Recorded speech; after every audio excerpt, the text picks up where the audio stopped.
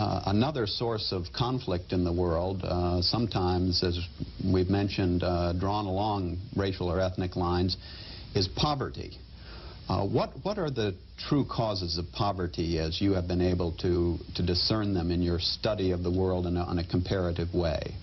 I'm afraid that I haven't even looked for the causes of poverty. I regard poverty as just simply the absence of wealth. So what I look for are the things that cause wealth to occur. I don't believe that there's any particular reason why everyone in the world would in fact have the same wealth. There are certain peculiar circumstances that have arisen in a few countries on the face of the earth, and only relatively recently in human history, that has made the kind of affluence that exists in the United States or Western Europe or Japan commonplace in these countries. So what I'm interested in is what peculiar set of circumstances have caused that to come about. I don't have an answer to that, but I think that people ought to be asking that question and not the question of poverty. Everyone is born poor and ignorant. To the extent that people become different, we have to find out what are the things that enable them to become different, and how can those opportunities be more widely generalized. Well, you have written that in order to be a partisan of the poor, you must at first be a partisan of the truth. What then do you think gets close to being at the truth of the sources of wealth generation? What creates wealth? Oh, skills, traits of human beings of one sort or another, discipline, organization, entrepreneurship. Again, there's not the slightest reason to expect these various factors, and there are many, many others, obviously, are ever going to be randomly distributed. Every single group has its own history, it has its own geographic setting in which it developed, and so on. It would be an absolute miracle if all these factors were the same across groups. And nowhere in the world do we find them even approximately the same. The difference in income between blacks and whites in the United States, for example, is very commonplace around the world. It's about the same as the difference between Sephardic and Ashkenazic Jews in Israel. It's smaller than the difference between Chinese and Malays in Malaysia. It's much smaller than the difference between East Indians in Africa in East Africa. And you could go on and on down through history and around the world. Nowhere do I find this even distribution of income or the even distribution of people in occupations or in institutions that people talk about as sort of a norm that would exist if there were no institutional discrimination. Well, you seem to trace wealth generation, or the absence of it, namely poverty, to a kind of human capital that groups carry around with them. Mm-hmm. Is this human capital inherited, or is it acquired?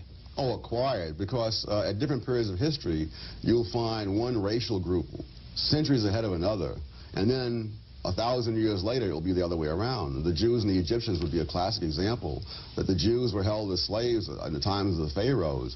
Clearly today, Israel is far more advanced than Egypt. You can find many other kinds of reversals of that sort if you look in history. Just within the European community, Britain was very easily conquered by a relatively small force of Romans in the days of the Roman Empire. Clearly, England has been ahead of Italy now for centuries by a vast amount. Well, what seems to be critical in the equation, in the human capital equation, and in the acquisition of human capital? Is it education? Sometimes education can make a contribution. I think that's greatly overrated in most cases, and particularly as it relates to underdeveloped countries and to some extent to groups that are just emerging from poverty in a given country.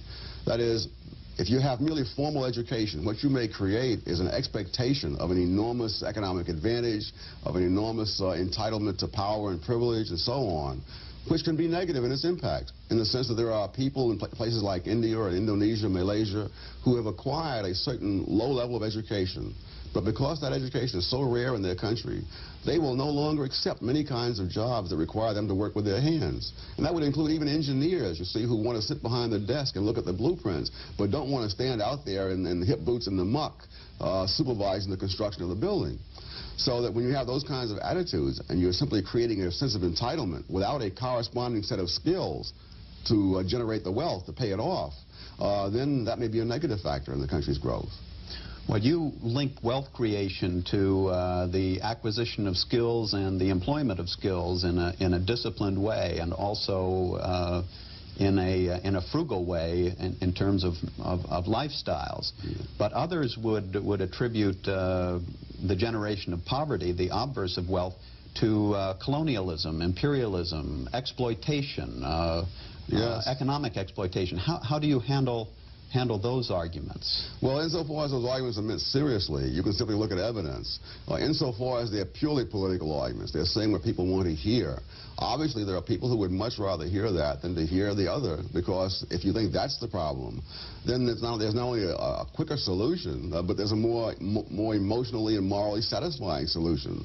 Namely, you fight against the exploiters and so on. If you look at the Third World, for example, those parts of the Third World where the imperialist powers have come in have typically been the more advanced parts of it.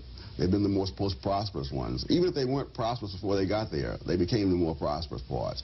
Those parts of the Third World that the imperialists have never touched are, almost without exception, the very poorest places on this earth.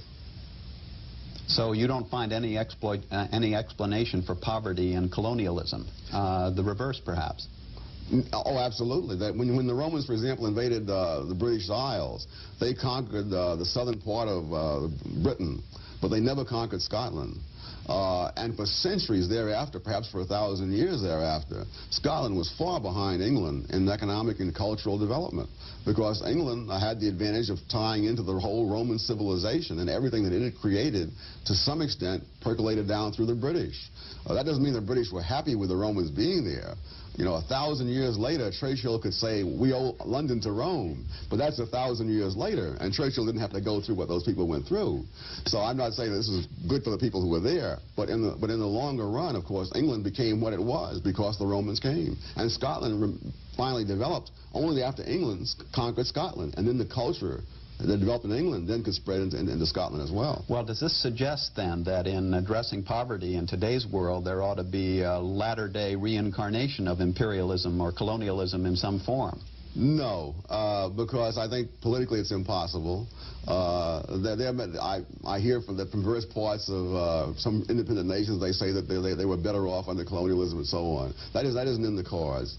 The people who are in the imperialist nations don't want to take on that But some would say that there is the functional equivalent of that in the operation of the multinational corporation today. Do you see that, the operation of the multinational corporation, as help or hindrance to the generation of wealth in developing countries? Well, in those countries, the multinational corporations very often not only pay more money than the local industry pays, but it brings in skills that don't exist and creates industries that never were there before. To that extent, I think they are a source of the transmission of international human capital. To that extent, yes.